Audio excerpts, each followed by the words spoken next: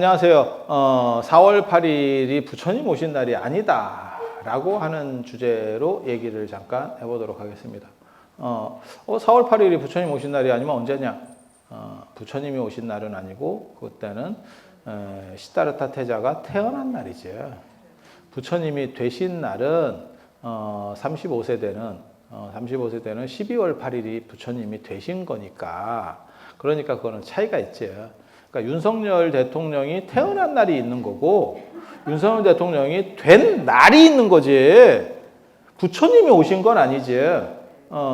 왜냐면 부처님이라고 하는 거는 어떻게 보면 자격인 거지. 내가 인간으로 태어나서 그것을 극기해서 내가 된 거지. 그러니까 그거는 부처님으로 오신 거는 아니고, 부처님으로 오신 거는 아니고 부처님 될 사람이 온 거지. 부처님 될 사람을 뭐라고 부르는지 아세요? 부처님 될 사람?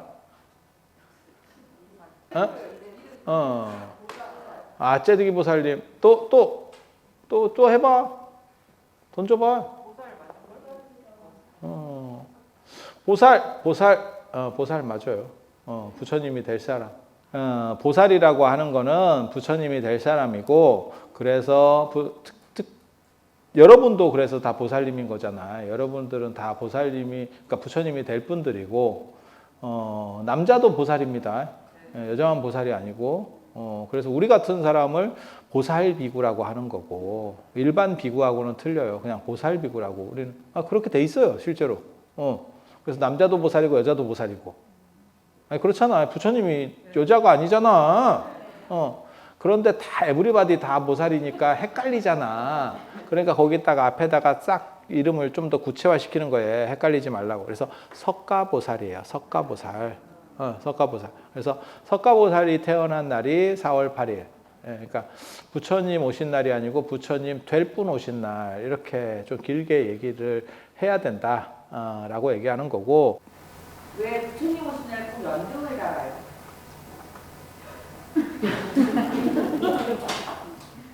그럼 후레시켜. 아니, 요 보살님이 뭐 물어봤냐면, 이게 지금 녹음이 안 됐을까봐 그러는데, 왜 연등다냐고. 왜 연등다냐. 아니, 근데 얼마 전에 있었던 일이에요. 얼마 전에 월정사에 탑돌이를 하거든요. 탑돌이. 그래서 탑돌이 하는 그 책임 스님이 있어. 그래서 제가 금강경 몽창 기도를 하는데, 우리 10월 달에 내가 금강경을 사경을 해오라고 다 말씀을 드려서 그걸 소지를 하려고 한다. 그때 이렇게 탑돌이를 하고 장엄하게 탑돌이를 하면서 맨 마지막에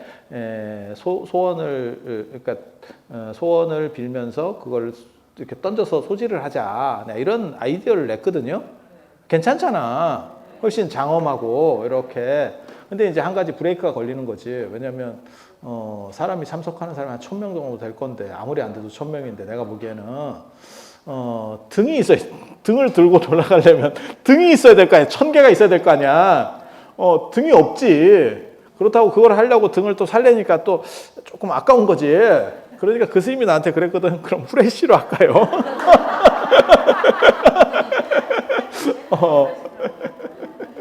그래서 내가 후레쉬도 사야 되잖아. 내가 이랬거든. 후레쉬도 사야 되는데 이건 좀 내 생각엔 좀 그런데. 그래서 이제 원래 연등이라고 하는 거는, 말 나온 김에 말씀드리면, 아까 보살님은 본명이, 아니 이름이 뭐예요? 일심행. 나는 일심 이런 거는 옛날에 이렇게 여기 하트에다가 화살 이렇게 해가지고 옛날 조폭, 요즘 조폭 아니고, 요즘 조폭은 약간 이게 잘생긴 거, 지가 한 거 같은 거 이렇게 일심 이렇게. 보살님한테도 있는 거 아니요? 나중에 팔뚝 까볼까? 그렇게 해서 부처님 오신 날 원래 연등을 키는 게 아니에요. 그리고 연등은 연꽃등이라는 뜻이 아니고 불탈연자예요. 밝은 등이라는 뜻입니다. 밝은 등. 그래서 부처님 오신 날 킨 거는 아니고, 원래는 정월대보름 밤에 벽사 삿된 거를 쫓아낸다는 거예요. 정월대보름에 원래 그렇게 삿된 것들을 다 쫓는 풍속이 있잖아요. 달집 태우기, 쥐불놀이, 뭐 이런 것들 하잖아요. 그죠? 아니 그런 거 아시잖아요. 그러고 보니까 어렸을 때 그 쥐불놀이 생각이 또 나네. 또 쌉소리 또 이렇게 이거 뭐 팔로 이렇게 돌리고 그거 재밌다. 그거 뭐 짝대기 그 나뭇대기 몇 개 꺾어 가지고 넣고 또 팔로 돌리고 그래. 그 덕분에 내가 팔이 길어졌잖아. 철사가 손가락 사이를 파고 들어가는 것 같다. 진짜 나중에는 이렇게 계속 하다 보면 여자분들은 별로 안 해보셨을 걸? 해봤어요? 그거 돌리면 되게 재밌어요. 지금 하라 그러면 개뿔도 재미없어요. 그 당시에 아무 놀 거 없을 때니까 재밌는 거요. 그렇지 않아요? 그렇게 해서 연예인 야광봉들을 하는데 저 보현행님이 야 야광봉 살 돈이면 연등 산다. 연등 사. 저 보현행님은 여기 보현행님은 커피 쿠폰 아니고 댓글 앞으로 쓰지 마. 이런 거 무성의하게 올릴 거면 댓글 쓰지 마. 그래서 연꽃 그 연등을 정월 대보름 밤에 이렇게 했었어요. 그리고 그런 걸 원래는 신라 시대 때는 복회라고 복의 모임이라고 하는 거예요. 복을 모으고 삿된 것들을 잘 물리치는 그런 의식이었는데 고려 시대 때 최이라는 무신 정권에서 최우가 나중에 이름을 최이로 바꿔요. 그렇게 해서 최이라고 하는 분이 4월 8일에도 하면 어떻겠느냐 이렇게 해서 무신정권 때는 그 사람이 무신 집권기에는 그런 무신들이 어떻게 보면 전체를 주관했던 사람이잖아. 실질적인 리더지. 그래서 부처님 오신 날도 하면 좋겠다 이렇게 한 거예요. 그렇게 해서 정월 대보름에 하던 게 부처님 오신 날로 옮겨왔다. 이렇게 이제 연등회나 이런 거 하는 사람들이 하는데 저는 논문을 쓸 때 뭐라고 논문을 썼냐면 그게 부처님 오신 날에도 했고 정월 대보름에도 했을 거다. 정월 대보름에도 했을 거다. 옮겨오는 게 아니고 정월 대보름은 벽사라는 의미로 하는 거고 부처님 오신 날에는 부처님의 탄생 광명을 밝혀서 이제 복을 잘 받게 이게 닮아가려는 노력 참 중요한 거거든요. 제가 살면서 저도 그런 생각을 많이 하는데 내가 능력이 굉장히 좋으면 좋겠지. 하지만 그렇게 안 돼 있을 때는 좋은 것들을 이렇게 닮아가려고 하는 거죠. 제가 전에 그런 얘기 안 해드렸나? 르네상스의 3대 천재 하면 미켈란젤로, 아리스토텔레스, 그 다음에 라파엘로거든요. 라파엘로 압니까? 닌자 거북이. 안 웃는 거 보니까 닌자 거북이 모르는구나. 닌자 거북이 중에 한 명이 라파엘로예요. 됐어 그만해. 재미없어. 그리고 얘기하면 좀 웃어주고 그래야지. 사람들이 기본이 안 돼 있어. 나쁜 할매들. 자, 그래서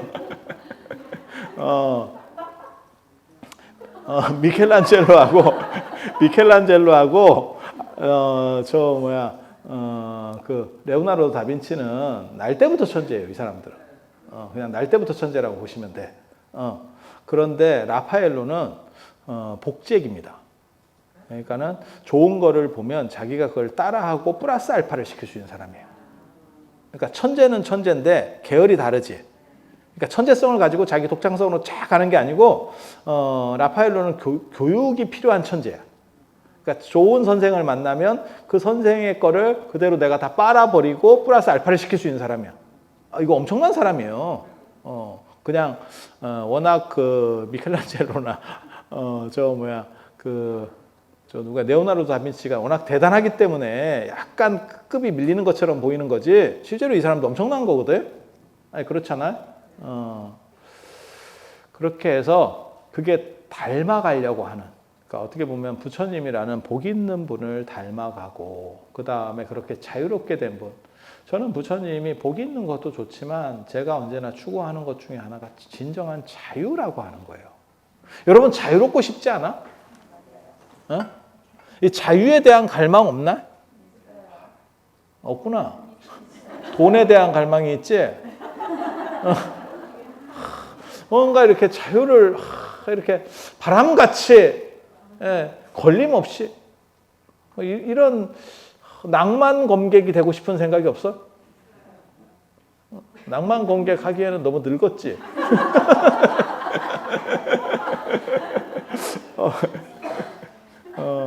근데 저는 아직도 그런 자유라고 하는 거에 대해서 생각을 많이 해요. 그러니까 단순히 무슨 뭐 민주 자유 이런 거 말고 진짜 구속 없이 내 뜻대로 모든 걸 할 수 있는 자유? 그런 걸 보고 불교에서는 장애가 없다라고 하는 거예요. 막힘이 없다라고 하는데 그래서 그런 부분들을 닮아가려고 하는 거죠. 멋있잖아. 제가 늘상 하는 얘기 있잖아요. 나는 부처님이 되고 싶진 않지만 그런 사람 옆에 살아봤으면 좋겠다.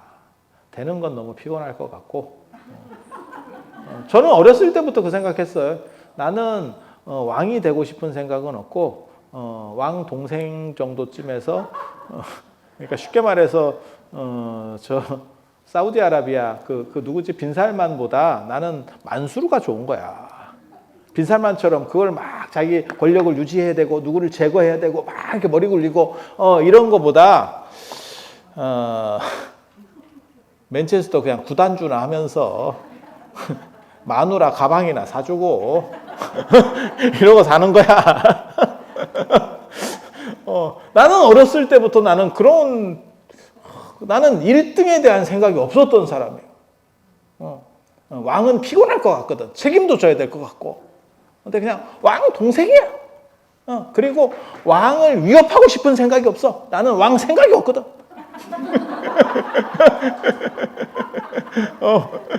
이러면 오래 살아. 그런데 이제 조금 너무 이렇게 왕 생각이 조금 다음번엔 난가? 이러면 그런 놈이 죽는다고 보통. 보통 죽어요. 그래서 나는 천진하게 살고 싶었어. 그게 자유지. 어떻게 보면 자유에 대한 갈망. 그래서 그런 자유가 좋아요. 그래서 부처님 같이 되고 싶진 않고 그건 피곤할 것 같아. 피곤할 것 같아. 그래서 그거는 별로고. 그래서 연등을 킨다라고 하는 것이 그렇게 불을 밝혀서 진리를 추구하는 거고 등불이라고 하는 건 언제나 그 진리, 지혜 이런 걸 상징하는 거거든요. 그래서 그런 지혜를 찾아서 지혜가 있으면 사람은 자유롭게 된다는 거예요. 그래서 그런 거. 그 다음에 복. 저는 복 진짜 또 좋아하지. 제가 복 매니아잖아. 복 매니아잖아. 제가 늘상 하는 얘기 있잖아. 타고나는 쉽게 말해서 내가 좋은 선업을 쌓아서 이렇게 그런 기질을 잘 타고나도 좋은 습관을 들여서 잘 타고나도 그건 뭐하고 똑같으냐? 고스톱판으로 얘기하면 든패하고 같다. 든패하고 같다. 복은 뭐하고 같은 거냐? 뒤집는 패하고 같다. 이게 뒷장이 붙어야 돼. 제가 어렸을 때, 나 지금도 기억하고 있다. 딱 들었는데, 광이 4장이나 들었어. 그리고 한 장이 광이 깔린 거를 내가 먹었어. 나와서 먹기만 하면 돼. 이제 됐다. 시작됐어. 나에게 총은 지금 다 걸려 있어. 쏘기만 하면 돼. 근데 이게 앞에 놈이 패를 잘라 먹기 시작하고 약간씩 꼬이기 시작하는 느낌? 내놓을 것도 없고 이런 상황에서 저놈이 피로 다다다다다 하더니 났어. 수도비야. 수도비야. 야, 이게 비운의 천재들이거든. 펴보지도 못하고. 그때 무슨 생각을 했느냐? 미나토였더라면. 차라리 미나토였더라면 끝까지는 가잖아. 그러면 그거 다 한 번씩은 나잖아. 인생이라는 게 이런 거구나. 광이 중요한 게 아니고 뒷장이 중요하구나. 그 뒷장은 무엇이냐? 앞장이 노력의 결과라면, 앞장이 노력의 결과라면 뒷장은 아니 근데 고스톱 치다 보면 실제로는 그런 저 같은 일이 많이 있어요. 뭐 청단을 3개를 들었어요. 그런데 희한하게 홍단 이런 거 들으면 그 매주 같은 거 나오면 더럽게 잘 잘라 먹거든. 이것들 매주에 환장했나. 매주가 매화잖아. 그죠? 그래서 2월에 핀다 그래서 그게 이자잖아. 맞잖아. 왜 그래요? 솔이 1월인 건 일본에서는 1월에 솔나무를 이렇게 밖에다 문 밖에다 놓고 삿된 것들이 못 들어오게 하는 풍속이 있어서 솔을 1월로 놓고 솔이 이렇게 뾰족뾰족하니까. 왜? 3월에 사쿠라 피잖아. 그게 왜? 아니 타짜가 그걸 모른단 말이야? 타짜들이 얼굴은 다 아기같이 생겼는데 얼굴은 아기상인데 정마담에는 위에서 한 장, 내 거는 밑에서 한 장. 손은 눈보다 빠르다. 이런 거 하잖아.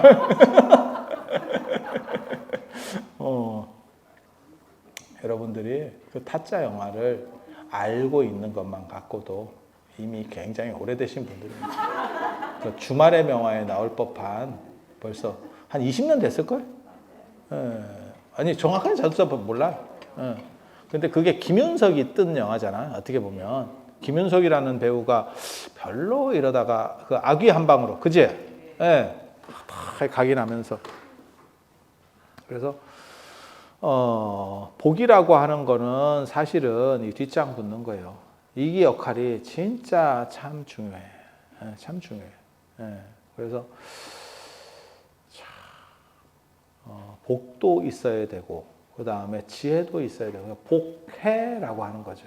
그래서 그러한 것들을 닮아가려는 마음을 담아서 연등을 밝히고, 연등은 연꽃등이 아니고 불탈 연자를 쓰기 때문에 뭐 팔각등도 있고 주름등도 있고 뭐 이런 식으로 되는 거고. 그리고 연꽃등을 더 선호하는 이유는 연꽃이 초염상정, 더러움에 물들지 않는다라고 하는 거죠. 그러니까 더러운 곳에 있으면서 진흙 속에 있으면서 진흙에 물들지 않고, 그 애련설 보면 참 주돈이 애련설 보면 그렇거든요. 연꽃이라고 하는 것은 더러움에 있으면서도 더러움에 물들지 않고, 그 다음 향기는 진하지 않으면서 멀리 퍼진다. 꽃은 화려하지 않으면서 질리지 않고. 이게 명품에게서 나오는 느낌이거든요. 그렇잖아. 명품이 그거잖아요. 오늘 샀지만 10년 된 듯한 느낌. 10년 됐지만 10년 된 듯한 느낌. 여러분이 그래서 명품이잖아. 오늘 처음 봤어도 60년 된 듯한 느낌. 여러분이 에르메스야. 여러분이 에르메스면 에르메스가 망하겠지. 여기 김성현님, 관욕의 의미를 알고 싶습니다. 이렇게 관욕. 관욕이라고 하는 거는 원래는 관불, 그러니까는 물로다가 부처님을 씻어드린다. 처음 태어난 애를 처음 태어나면 씻잖아. 실제로 부처님한테 뭐라고 나오냐면, 부처님께서 태어나시자 땅속에서 뜨거운 물과 차가운 물이 이렇게 나왔대. 그리고 기름이 솟아올랐대. 그래서 원래는 관욕할 때 향수로다가 관욕을 하는 게 아니고 향유를 넣어서 그 물로다가 관욕을 하는 거예요. 씻어드리는 거예요. 인도는 그런 문화가 있습니다. 기름으로 씻는 문화가 있습니다.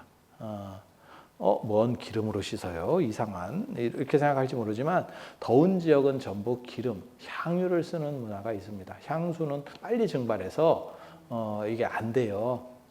그래서 향유를 가지고 몸을 이렇게 문대는 문화가 있어. 그러한 문화가 여러분이 경험해 본 게 아로마 마사지입니다. 기름을 발라서 여러분들을 물개를 만들어 주잖아. 티팬티롤 만들고 물개를 만들어주잖아. 아로마 마사지, 그렇게.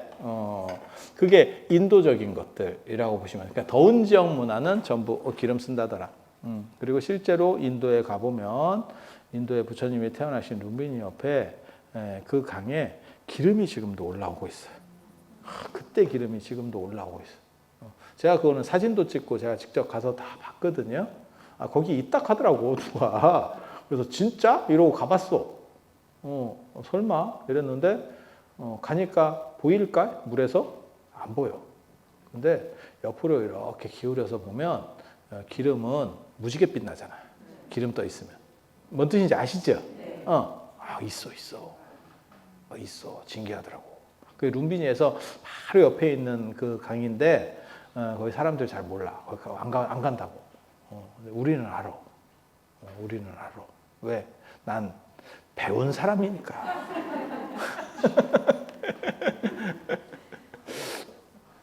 자, 그래서 부처님을 찬물과 더운 물로 이렇게 씻어드렸는데, 그렇게 해서 탄생을 경화한다라고 하는 의미가 한 가지가 있고, 또 인도에서는 임금이 될 때 어떻게 하는 거냐면, 머리에다가 구슬을 넣고 그 다음에 물을 뿌려주는 의식이 있어요. 그러니까 인도나 중동 쪽에 더운 쪽에서 물로 세례주는 그런 게 다 더운 지역 문화예요. 물 뿌려주는 게 있어.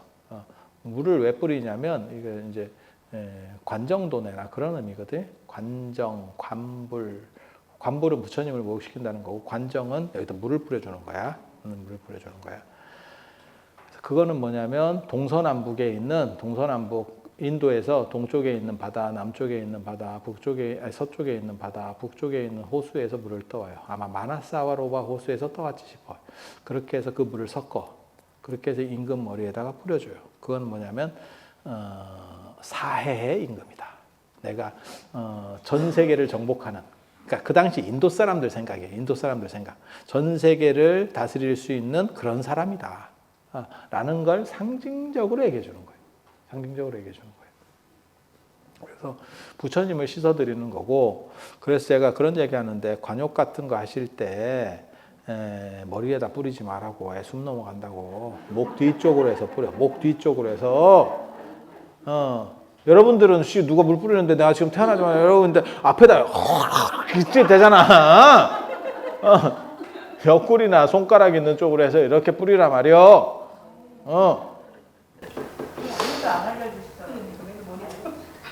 머리에다 뿌리니까 부처님이 계속 이러고 있잖아. 얼굴 못 봤지? 부처님이 성격이 좋아서 참는 거예요. 나 같으면 품는다. 물 삑 그래갖고 찌 이렇게. 그리고 굉장히 이거 비밀을 한 가지 가르쳐 드리면, 부처님이 진짜 4월 8일에 태어나셨는지 정확하게 잘 모릅니다. 이거 내가 주장한 건데, 실제로 인도의 현장 스님이 인도에서 여러 부파들을 이렇게 다니면서 기록한 것도 탄생 일자가 좀씩 달라요. 달라. 근데 그럴 수밖에 없는 게, 지금은 우리가 부처님이 대단한 분 이렇게 해서 생각을 하니까 그 날짜를 모를 수 있냐라고 할지 모르지만, 부처님이 처음에 불교를 시작하셨을 때는 어떤 수행 집단을 만든 거예요. 그리고 그분을 찾아간 이유는 그분 민증을 까기 위해서가 아니고 그 수행법을 배우기 위한 거야. 그러니까 여러분들이 지금 여기 와서 제 얘기를 듣는 것도 부처님에 대한 가르침을 들으려고 온 거지, 내가 언제 태어났는지 내 사주를 깔라고 여러분이 온 게 아니잖아 지금. 아니 맞잖아.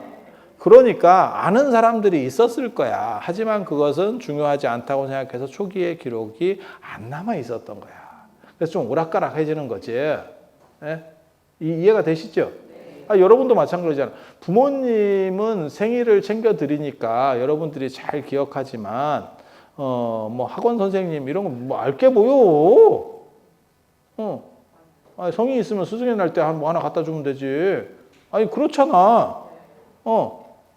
그게 무슨 뭐 펜도 아니고, 사생펜이면 알겠지. 그래서 그런 정도라고 생각하시면 돼요. 그런데 왜 4월 8일로 되었느냐? 동아시아는 4월 8일로다가 이렇게 세팅이 돼 있어요. 그리고 일본 같은 경우는 음력을 안 쓰니까 양력 4월 8일이고, 우리는 음력 4월 8일이고. 그래서 제가 전에 얘기했잖아요. 금강경 봉창기도 4월 8일 날 그때 했었잖아요. 그때 부처님 오신 날이라고. 그러니까 사람들이 에이 뭐 일본 부처님 오신 날이다. 일본 부처님 오신 날. 그래서 그렇게 되는 거고, 또 한 가지 말씀을 드리면 왜 4월 8일이냐? 인도 부처님 당시에는 사진법을 썼었기 때문에 4, 8, 12, 16이라고 하는 게 완전한 숫자예요. 그래서 부처님은 4월 8일에 태어나셔서 사성제 8정도를 설하시고, 부처님의 형제는 아버지 형제는 넷이고 자기 사촌들은 8명이에요. 사쌍팔배라고 하는 거고, 그리고 12연기를 말씀하시고 16대국을 다니시고, 그 다음에 부처님께서 돌아가시고 나니까 사리가 8섬 너말이 나오고 다 이게 사배수로 이루어지는 거예요. 다 사배수로. 그래서 4월 8일이라는 게 완전하다라는 상징성을 가져요. 4, 8일 이렇게 써버리면. 그래서 부처님 오신 날에 좀 여러 가지 설들이 있었고, 인도 불교에서 부파 불교에서도 좀 여러 가지 설들이 있었고, 그 중에서 완전성의 의미를 취해서 4월 8일을 동아시아에는 취했던 것 같아요. 그래서 그런 정도. 그러니까 12월 25일은 로마의 동지고, 부처님 오신 날은 사실은 인도 불교 안에서도 통일이 다 안 돼 있었어. 현장 스님이 갔을 때도 600년대도 그래서 좀 오락가락했었고, 그 중에서 4월 8일이 가장 유력했었던 이유는 실제로는 거기에 완전성. 그러니까 부처님은 완전하게 오셨다라고 하는 것을 강조하는 의미에서 4월 8일 설이 만들어진다라고 보시면 돼요. 오늘 이 정도만 할까요? 이게 시간이 많이 돼서 사실 부처님 오신 날 이게 얘기할 게 굉장히 많은데, 그래서 부처님 오신 날은 아니고 석가보살께서 오신 날, 그리고 여러분들도 다 보살이잖아요. 그래서 여러분들의 오신 날도 충분히 기념할 만한 날들이에요. 그래서 남들은 안 달아주지만 내 생일에는 나라도 연등을 다는. 실제로 한 가지 말씀드릴게요. 중국에 그 경덕 전등록이라고 하는 선어록 모음집이 있어요. 1700공안 할 때 1703개의 공안이 수록되어 있나 뭐 그럴 거예요. 그 경덕 전등록에 보면 그렇게 되어 있는 내용이 나와요. 하루는 누가 부처님 오신 날 절에 간 거야. 근데 이 사람이 부처님 오신 날인지 몰랐어. 그러니까 절에 잘 안 다니는 사람이야. 그렇게 해서 그냥 친구 따라 강남 간다고 대충 이렇게 가서 뭘 얻어먹을 거 있나 싶어서 왔더니 뭔가 분주하더라는 거야. 부처님 오신 날은 다 분주해요. 모든 절이. 왜냐하면 대목이잖아. 대목은 원래 분주한 거야. 그래서 분주하대. 그래서 보니까 누구 생일 같기도 하고. 그래서 주지 스님한테 이렇게 살짝 가가지고 물어봤대. 혹시 오늘 누구 생일이에요? 누구 생일? 누구 생일? 누구 생일? 누구 생일? 그랬더니 주지 스님이 그 얼굴을 보고 네 생일이잖아. 이렇게 했대. 여러분이 다 부처님 오신 날의 주인공은 바로 여러분입니다.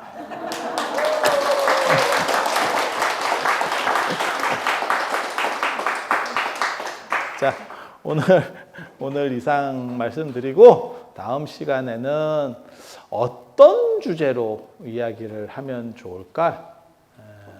오늘은 부처님 오신 날을 했으니까 다음에는 부처님 가신 날로. 부처님 가신 날의 의미는 뭘까? 부처님은 가셔서 완전히 가셨으면 우리에게 어떻게 기도 가피를 줄 수 있을까? 아니면 덜 가셨을까? 뭐가 남은 건가? 그래서 열반이란 도대체 뭔가에 대한 이야기. 예. 불교의 목적은 깨달음이고 그 깨달음의 최고 정점을 이르는 말이 열반이에요. 그래서 부처님 가신 날에 대한 이야기 해드릴 수 있도록 하겠습니다. 그리고 부처님은 열애라고 하거든요. 열애, 진여에서 왔다. 그리고 또 다른 걸로는 여거라 그래요. 그래서 진여에서 와서 정각으로 간다. 여러분도 부처님 오신 날을 맞아서 언제나 깨어있음 속에서 살면서 행복한 나날을 더 크게 만들어 가실 수 있도록 기원에 맞지 않으면서 오늘 마치도록 하겠습니다. 자, 들어서 감사합니다.